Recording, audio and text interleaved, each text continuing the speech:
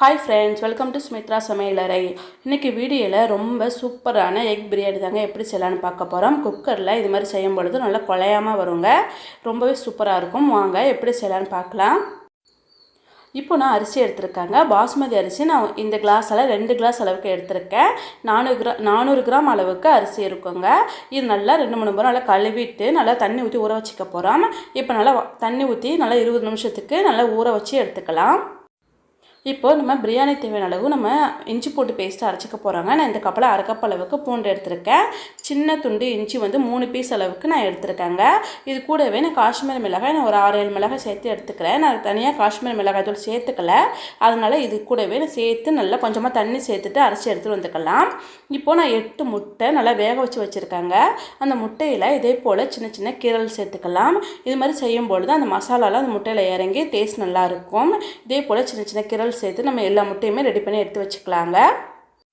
இப்போ நம்ம முட்டையை வறுத்துக்க போகிறோங்க. அதுக்காக நம்ம ஸ்டவ் ஆன் பண்ணிவிட்டு ஒரு கடாய் வச்சுருக்கேன். கடாய் சூடானதும் 1 ஸ்பூன் எண்ணெய் சேர்த்துக்கலாம். எண்ணெய் சூடானதும் சிம்மில் வச்சுட்டு நான் 1/4 ஸ்பூன் மஞ்சள் தூள், 1/4 ஸ்பூன் மிளகாய் தூள், 1/4 ஸ்பூன் உப்பு சேர்த்துட்டு நல்லா மிக்ஸ் பண்ணி நல்லா கலந்து விட்ட பிறகு நம்ம ஏற்கனவே ரெடி பண்ணி வச்சுருக்கிற முட்டையை நம்ம சேர்த்துக்கலாம்.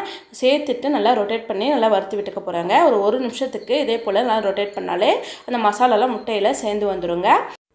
இப்போ கடைசியாக நான் ஒரு 1/4 ஸ்பூன் அளவுக்கு மிளகுத்தூள் சேர்த்துட்டு அதையும் மிக்ஸ் பண்ணி கலந்து விட்டு நம்ம தனியாக எடுத்து வச்சுக்கலாங்க. இப்போ நம்ம பிரியாணி செய்ய ஸ்டார்ட் பண்ணிடலாம். நான் ஸ்டவ் ஆன் பண்ணிவிட்டு குக்கர் வச்சுருக்கேன். குக்கர் நல்லா சூடானதும் 4 ஸ்பூன் எண்ணெய் சேர்த்துக்கிறேங்க. இதில் 2 ஸ்பூன் அளவுக்கு நெய் சேர்த்துக்கலாம். எண்ணெய் நெய் எல்லாம் நல்லா சூடானதும் அதில் நம்ம மசாலா பொருட்கள் சேர்த்துக்க போகிறோங்க. நான் 2 பிரிஞ்சி இலை சேர்த்துக்கிறேன், 1 ஸ்டார் அனைஸ், சின்ன துண்டு 2 பட்டை சேர்த்துக்கிறேங்க, 2 ஏலக்காய், 4 கிராம்பு சேர்த்துக்கலாம். நான் 3 பெரிய வெங்காயம் நல்லா நீல வாக்கில் கட் பண்ணி சேர்த்துருக்கேன். அதை நல்லா வதக்கிக்க போகிறோங்க. வெங்காயம்லாம் நல்லா ரோஸ்ட் ஆகி வர வரைக்கும் நல்லா வதக்கி எடுத்துக்கலாம். இப்போ பார்த்தீங்கன்னா வெங்காயம்லாம் நல்லா வதங்கி வந்திருக்கு பாருங்கள். இது கூடவே 2 பச்சை மிளகாய் சேர்த்து நல்லா வதக்கிக்க போகிறோங்க. இப்போது பச்சை மிளகாய் சேர்த்து வதக்கின பிறகு நம்ம ஏற்கனவே அரைச்சி வச்சுருந்தோம்ல இஞ்சி பூண்டு பேஸ்ட்டு அதையும் சேர்த்துட்டு நல்லா வதக்கிக்கலாம். இப்போ அந்த பச்சை வாசனை போக வரைக்கும் நல்லா வதக்கி எடுத்துக்கலாங்க. இப்போ பார்த்தீங்கன்னா நல்லா வதக்கி எடுத்தாச்சுங்க. இப்போ இது கூடவே நான் 3 தக்காளி சேர்த்துக்கிறேங்க. மீடியம் சைஸ் தக்காளி நான் 3 எடுத்து சேர்த்துக்கிறேன். நல்லா பெரிய சைஸ் தக்காளி 2 சேர்த்தாலே போதும். நல்லா நீல வாக்கில் கட் பண்ணி சேர்த்துருக்கேங்க. இது கூடவே நான் ஒரு 1/2 ஸ்பூன் அளவுக்கு உப்பு சேர்த்துட்டு நல்லா வதக்கி விட்டுக்கலாம். இப்போது தக்காளி வெங்காயம் நல்லா வதங்கி வரட்டுங்க.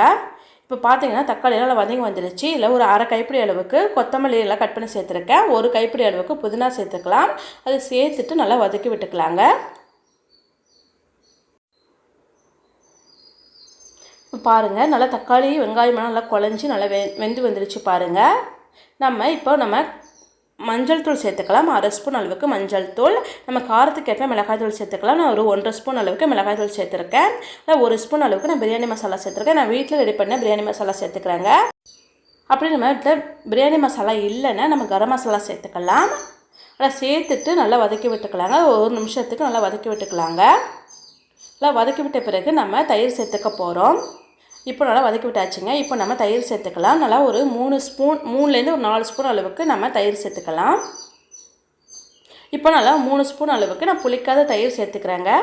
அதை சேர்த்துட்டு நல்லா 1 நிமிஷத்துக்கு நல்லா மிக்ஸ் பண்ணி நல்லா கலந்து விடணுங்க. இந்த தயிர் நல்லா கட்டி இல்லாமல் நல்லா கலந்து விட்டுக்கலாம். இப்போ நல்லா தயிரெலாம் சேர்த்து நல்லா கலந்து விட்டாச்சு பாருங்கள். இப்போ நம்ம ஊற வச்சுருக்கோம்ல அரிசியை நம்ம சேர்த்துக்கலாம். இப்போ அரிசி சேர்த்துட்டு நல்லா பொறுமையாக நல்லா கலந்து விட்டுக்கலாங்க. நான் 1 நிமிஷத்துக்கு நல்லா கலந்து விட்டுக்கலாங்க. இப்போ நல்லா கலந்து விட்டாச்சுல. இப்போ நம்ம தண்ணி சேர்த்துக்கலாங்க. நான் 2 டம்ளர் அரிசி எடுத்திருந்தேன். அதில் அதே டம்ளரால் 3 டம்ளர் நம்ம தண்ணி சேர்த்துக்கலாம். நம்ம 1 டம்ளர் அரிசிக்கு 1 டம்ளர் தண்ணி சேர்த்தா கரெக்டாக இருக்குங்க.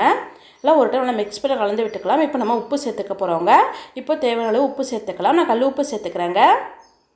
நல்லா சேர்த்துட்டு நல்லா பொறுமையாக நல்லா மிக்ஸ் பண்ணி கலந்து விட்டுக்கலாம். இப்போது நான் வெயிட்டில் எதுவுமே போடாமல் நான் நார்மலாக தாங்க வச்சு மூடி வச்சுக்கிறேங்க. மூடி வச்சு ஒரு மீடியம் ஃப்ளேமில் 5 நிமிஷத்துக்கு பிறகு நம்ம ஓப்பன் பண்ணி பார்த்தோன்னா இதே மாதிரி இருக்குங்க. ஒரு அரைவாசி அளவுக்கு அரிசியில் வெந்து வந்திருக்கும். அந்த ஸ்டேஜ்லேயே நான் 1 ஸ்பூன் அளவுக்கு புதினா, ஒரு அரை மூடி லெமன் போல் புழிஞ்சு விட்டுக்கலாம். நம்ம இந்த ஸ்டேஜ்லேயே உப்பு நம்ம செக் பண்ணிவிட்டு உப்பு பத்தலைன்னா நம்ம சேர்த்துக்கலாங்க. கொஞ்சம் கரிக்கிற மாதிரி இருக்கணும், அப்போ நம்ம கரெக்டாக இருக்குங்க. இப்போ பாருங்கள், தண்ணி நல்லா கம்மியாகிட்டு நல்லா 3/4 பாகம் நல்லா வெந்து வந்துருச்சுல அரிசி. தண்ணி அரிசியெல்லாம் ஒன்றா கலந்து வந்திருக்கு பாருங்கள். இந்த ஸ்டேஜில் வறுத்து வச்சுருக்கிற முட்டையை சேர்த்துட்டு நல்லா மூடி போட்டுக்கலாம். நல்லா வெயிட்டு போட்டு லோ ஃப்ளேமில் 10 நிமிஷம் வச்சு எடுத்தோன்னா சூப்பரான பிரியாணி ரெடி ஆகிடுங்க.